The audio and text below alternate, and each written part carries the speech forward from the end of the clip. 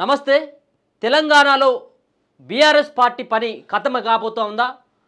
BRS party BJP పార్టీతోటి పొత్తులోకి వెళ్తా ఉందా? లేకపోతుంటే BJP పార్టీలో విలీనానికి సిద్ధమవుతా ఉందా? ఇదే ఇప్పుడు హాట్ టాపిక్గా మారినటువంటి సబ్జెక్టు. రెండుసార్లు బీఆర్ఎస్ పార్టీకి ఎదురు లేకుండా బీఆర్ఎస్ పార్టీ రెండు దఫాలుగా తెలంగాణ రాష్ట్రం వచ్చిన తర్వాత రెండుసార్లు బీఆర్ఎస్ పార్టీ అప్పుడు టీఆర్ఎస్ పార్టీగా ఉన్నటువంటి సందర్భంలో తెలంగాణ రాష్ట్రంలో 10 సంవత్సరాల పాటు పరిపాలన కొనసాగినటువంటి బీఆర్ఎస్ పార్టీకి రానున్నటువంటి రోజులలో భవిష్యత్తు లేదనేది స్పష్టంగా అర్థమవుతా ఉంది. ఒక పక్కన గెలిచినటువంటి ఎమ్మెల్యేలు కాంగ్రెస్ పార్టీలో కలుస్తూ ఉన్నారు. ఇప్పటికే 10 మంది ఎమ్మెల్యేలు బీఆర్ఎస్ పార్టీలో గెలిచిన తర్వాత కాంగ్రెస్ పార్టీలోకి వెళ్ళినటువంటి సందర్భాన్ని కూడా చూసుకోవడం జరిగింది. 39 మంది ఎమ్మెల్యేలు గెలిస్తే 10 మంది ఇప్పటికే వెళ్ళిపోవడం జరిగింది. ఇంకా సుమారుగా మరి దర్దాపుగా 19 నుంచి 20 మంది ఏమో ఆ బీఆర్ఎస్ పార్టీలో మిగిలిపోయినారు. ఈ బీఆర్ఎస్ పార్టీలో మిగిలిపోయినటువంటి సుమారుగా 6 నుంచి 8 మంది ఎమ్మెల్యేలు బీజేపీ పార్టీ వైపు వెళ్ళాలని చెప్పేసి భావిస్తున్నట్టుగా తెలుస్తుంది. తెలంగాణ రాష్ట్రంలో కాంగ్రెస్ పార్టీ ప్రత్యామ్నాయంగా బీజేపీ పార్టీ అనేది వాళ్ళు ఒక పక్కన బీజేపీ పార్టీ చెప్తా ఉంది. బీజేపీ పార్టీకి 8 మంది ఎమ్మెల్యేలు ఉన్నారు. మరి ఇప్పుడు ప్రతిపక్ష హోదాని సైతం కూడా మరి బీఆర్ఎస్ పార్టీ కోల్పోనుందా అనేది కూడా కొంత అనుమానాలకు తావిస్తూ ఉంది. ఇంకొక 10 మంది వేరే పార్టీల వైపు వెళ్ళినట్టయితుంటే ఇక ప్రతిపక్ష హోదాను కూడా కోల్పోయినటువంటి నేపథ్యం ఉంటుంది. మరో పక్కన కాంగ్రెస్ పార్టీ ముఖ్యమంత్రి రేవంత్ రెడ్డి సైతం కూడా ఆ రోజు సీఎల్పీని ఏ విధంగా విలీనం చేసుకుందో బీఆర్ఎస్ పార్టీ ఇప్పుడు బీఆర్ఎస్ పార్టీలో ఉన్నటువంటి ఎమ్మెల్యేలను కూడా కాంగ్రెస్ పార్టీలో కలుపుకోవాలని చెప్పేసి ఆయన కూడా ప్రయత్నాలు చేస్తూ ఉన్నాడు. కాబట్టి గెలిచినటువంటి ఎమ్మెల్యేలు ఎవరైతే ఉన్నారో వాళ్ళు బీఆర్ఎస్ పార్టీలో ఉండేందుకు కొంత సుముఖంగా లేరనేది అర్థమవుతా ఉంది. కేవలం దాంట్లో గెలిచినటువంటి ఎమ్మెల్యేలు కనుక చూసుకున్నట్టయితే జగదీశ్వర్ రెడ్డి, కేసీఆర్ కావచ్చు, కేటీఆర్, హరీష్ రావు, ఇంకో 1-2 మంది ఎమ్మెల్యేలు, వీళ్ళు ఒక 5-6 తప్పించి ఎమ్మెల్యేలు బీఆర్ఎస్ పార్టీలో కొనసాగేటువంటి పరిస్థితి కనబడట్లేదు. అయితే ఇదే నేపథ్యంలో ఒక చాకచక్యంగా మాజీ ముఖ్యమంత్రి కల్వకుంట్ల చంద్రశేఖరరావు ఒక రాయబారాన్ని సైతం హరీష్ రావుతోటి కొడుకైనటువంటి కేటీఆర్ తోటి ఇప్పటికే బీజేపీ పార్టీతోటి మంత్రాలు జరపడానికి సిద్ధపడ్డాడు. ఎందుకోసం? రానున్నటువంటి రోజులలో ఒక పక్కన ఎమ్మెల్యేలు పార్టీకి భవిష్యత్తు లేదని చెప్పేసి భావిస్తున్నారు. మరో పక్కన మాజీ ముఖ్యమంత్రి కల్వకుంట్ల చంద్రశేఖరరావు సైతం పార్టీకి స్కోప్ ఉండేటువంటి అవకాశం లేదని చెప్పేసి ఆయన కూడా భావిస్తున్నట్టుగా తెలుస్తుంది. ఒక పక్కన పార్టీలో ఉన్నటువంటి గెలిచినటువంటి ఎమ్మెల్యేలు చేజారుతూ ఉన్నారు.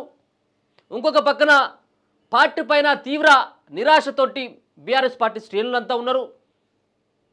పార్టీలో ఉన్నటువంటి అగ్రనేతల పైన, ముఖ్యంగా కల్వకుంట్ల కుటుంబం పైన అనేక రకాలైనటువంటి ఆరోపణలతో పాటు అనేక రకాలైనటువంటి కుంభకోణాలు బయటకు వస్తున్నాయి. ఒక పక్కన బిడ్డను కాపాడుకోవాలి, లిక్కర్ కుంభకోణంలో తండ్రి పేరును వాడుకొని ఢిల్లీలో సారదందా చేసినటువంటి కల్వకుంట్ల కవిత 4 నెలలుగా తీహార్ జైల్లోనే శిక్ష అనుభవిస్తూ ఉంది.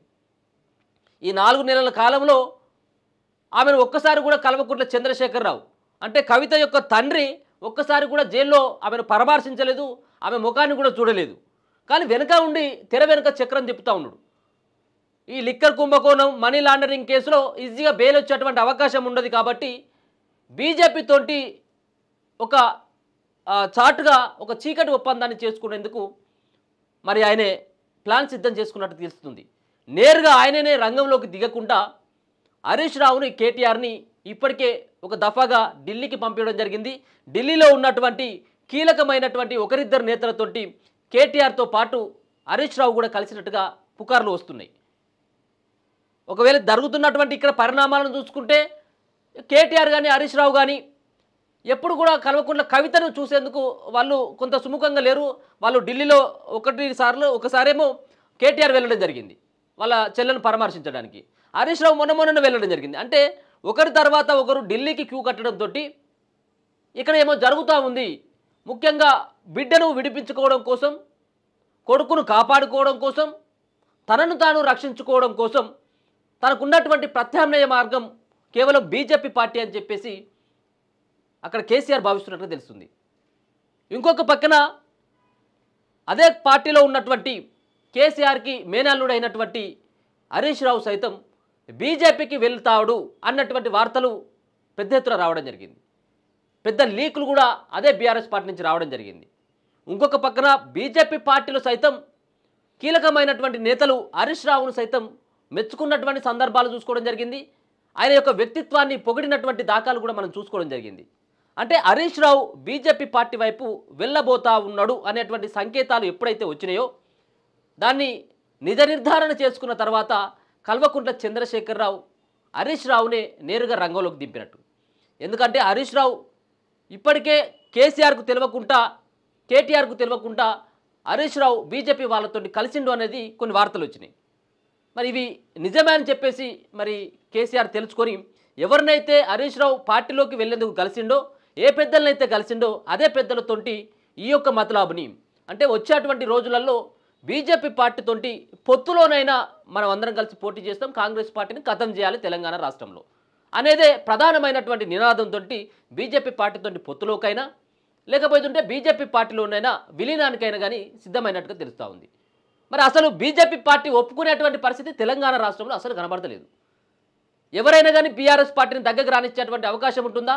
బీఆర్ఎస్ పార్టీకి పడినటువంటి మరకను వాళ్ళకు అంటించుకోవడానికి ఏ పార్టీ కూడా సిద్ధంగా ఉంటుందా? ఏ పార్టీ కూడా సిద్ధంగా ఉండదు. వాళ్ళకు ఉన్నటువంటి ఆప్షన్ ఒకటి, బీజేపీ పార్టీతో కలిస్తే కొంత వాళ్ళకు కేసులలో ఉపశమనం ఉంటుంది, బిడ్డ బయటకు వస్తుంది అనేటువంటి దానిపైనే ప్రధానంగా ఫోకస్ చేస్తున్నట్టుగా తెలుస్తుంది. పార్లమెంటు ఎన్నికల్లో చావుదెబ్బ, అసెంబ్లీ ఎన్నికల్లో పార్టీ ఓడిపోవడం, గెలిచినటువంటి ఎమ్మెల్యేలైన పార్టీలో ఉండి పార్టీకి బలంగా ఉండి కేసీఆర్ వెన్నంట నడుస్తారంటే అది కూడా లేదు. ఇప్పుడు చేసేటువంటి పరిస్థితి ఏం లేకపోవడంతో ఆయనకు ఉన్నటువంటి ఒకే ఒక ఆప్షన్ మరి బీజేపీ పార్టీలోకి వెళ్ళిపోవడం లేకపోతే విలీనం కావడం. రెండో అంశం బీజేపీ పార్టీతో 8 మంది ఎమ్మెల్యేలు 6 మంది ఎమ్మెల్యేలు వాళ్ళతోటి రాజీనామా చేసి ఉప ఎన్నికలకు వెళ్ళాలన్నటువంటి కోణంలో బీజేపీ పార్టీ ఆలోచిస్తున్నట్టుగా తెలుస్తుంది. అంటే బీజేపీ పార్టీ వైపు కూడా కొంతమంది గెలిచినటువంటి బీఆర్ఎస్లో గెలిచినటువంటి ఎమ్మెల్యేలు అటువైపు కూడా చూస్తున్నట్టుగా అర్థమవుతుంది. అంటే అదే ఎమ్మెల్యేలు వాళ్ళు సొంతంగా ఒంటరిగా వెళ్ళకంటే ముందే ఒకవేళ కనుక వాళ్ళు బీజేపీ పార్టీలోకి వెళ్ళకంటే ముందే పార్టీని కనుక విలీనం చేసినట్టయితే ఉంటే మేము 19 మంది 20 మంది ఎమ్మెల్యేలతోటి బీజేపీ పార్టీతోటి మేము విలీనానికి సిద్ధమైనామని రేపు చెప్పుకోవడానికి కొంత కేసీఆర్కి గౌరవం ఉంటుంది. కాబట్టి వాళ్ళు వెళ్ళక ముందుకే ఇట్లాంటి నిర్ణయం పట్ల మరి వాళ్ళతో చర్చిస్తున్నట్టుగా తెలుస్తూ ఉంది. ఎవరైతే బీజేపీ పార్టీ వైపు చూస్తున్నటువంటి ఎమ్మెల్యేలతో సైతం కూడా ఇదే విషయాన్ని కూడా మరి చెప్పినట్టుగా తెలుస్తుంది. ఎందుకంటే మీరు బీజేపీ పార్టీలోకి ఒంటరిగా వెళ్ళడం కాదు, ఒకవేళ అవసరమైతే ఉంటే పార్టీలోని సంబంధించినటువంటి డిస్కషన్ తర్వాత విలీనం ఉంటుందా లేకపోతే ఉంటే దాంట్లో పొత్తులో భాగంగా ఉంటుందా అనే దానిపైన కూడా క్లారిటీ వస్తుంది, కొన్ని రోజులు ఆగండి అని చెప్పేసి మిగిలిపోయినటువంటి ఎమ్మెల్యేలకు సైతం కూడా కేసీఆర్తో పాటు కేటీఆర్ బుజ్జగిస్తున్నట్టుగా అర్థమవుతా ఉంది. చూద్దాం మరి కేటీఆర్ హరీష్ రావు ఏ విధమైనటువంటి ఒప్పందాన్ని ఢిల్లీలో బీజేపీ పార్టీలతోటి చేసుకోవడం జరిగింది. కేవలం మరి ఇది పుకార్ల వరకే పరిమితమవుతుందా? ఎదురు లేనటువంటి పార్టీకి తెలంగాణ రాష్ట్రంలో అసలు పార్టీ మనుగడే కష్టంగా, పార్టీ ఉనికే కష్టంగా మారిపోయినటువంటి నేపథ్యాన్ని చూసుకోవచ్చు. కేవలం కల్వకుంట్ల కుటుంబం చేసుకున్నటువంటి ఈ దోపిడీ కావచ్చు, కల్వకుంట్ల కుటుంబం చేసినటువంటి అరాచకాలు కావచ్చు, కేసీఆర్ చేసినటువంటి ఏదైతే ఎమ్మెల్యేలకు అపాయింట్మెంట్ ఇవ్వకుండా, మంత్రులకు అపాయింట్మెంట్ ఇవ్వకుండా కేవలం ఏకఛత్రాధిపత్యం చేయడం ద్వారానే ఇలా కల్వకుంట్ల చంద్రశేఖరరావుకి ఇలాంటి పరిస్థితి వచ్చింది కావచ్చు అని అర్థమవుతూ ఉంది. అహంకారంతో, ఆవేశంతో, ఆవేదనతో ఈ అన్నీ సంబంధించినటువంటి అంశాలతోటి మరి ఏదైతే కేసీఆర్ చేసినటువంటి వ్యవహారం ఏదైతే ఉన్నదో ఈ వ్యవహారం పట్ల ఖచ్చితంగా కూడా ఇలా బీఆర్ఎస్ పార్టీ మరి అనుభవిస్తూ ఉంది. కేటీఆర్ చేసినటువంటి హరీష్ రావు చేసినటువంటి ఏదైతే ఆ వారధిగా వాళ్ళు వెళ్ళడం జరిగిందో బీఆర్ఎస్ పార్టీకి బీజేపీ పార్టీకి మరి ఒప్పందం కోసం, మరి ఈ ఒప్పందం సక్సెస్ అవుతుందా? అసలు వాళ్ళు వెళ్ళినటువంటి ప్రయత్నం ఏంటిది? బీజేపీ పార్టీతో కలిస్తే కేవలం కేసుల నుంచి ఉపశమనం ఉండేందుకైనా లేకపోతుంటే రానున్నటువంటి రోజులలో కాంగ్రెస్ పార్టీని పెద్ద ఎత్తున దెబ్బ కొట్టాలన్నటువంటి ఉద్దేశంతోనైనా కానీ మరి పక్కాగా ఒంటరిగా వెళ్ళేటువంటి సాహసం అయితే రానున్నటువంటి రోజులలో కేసీఆర్ చేయకపోవచ్చు. ఎందుకంటే ఒంటరిగా వెళ్తే పార్టీ మళ్ళీ అధికారం రాదు. ఇప్పుడు కూడా కేసీఆర్ను నమ్మేటువంటి పరిస్థితుల్లో తెలంగాణ ప్రజలు లేరు. కాబట్టి మరి బీజేపీ పార్టీతో ఒప్పందం చేసుకుంటే బిడ్డను బయటకు తీసుకురావడం కోసం, కొడుకును కాపాడడం కోసం ఆయనే హరీష్ రావు తోటి కేటీఆర్ తోటి ఢిల్లీలో బీజేపీ పార్టీ పెద్దలతోటి కలిసినట్టుగా అర్థమవుతుంది. చూద్దాం మరి నిజంగా కూడా కేటీఆర్ అట్లాంటి సాహసం చేస్తాడా? కేసీఆర్ సాహసం చేసినప్పటికీ కూడా బీజేపీ పార్టీ ఒప్పుకుంటుందా లేదా? ఇదే హాట్ డిస్కషన్గా ఇప్పుడు కనబడుతున్నటువంటి అంశం. చూస్తూనే ఉండండి మన తొలి వెలుగు.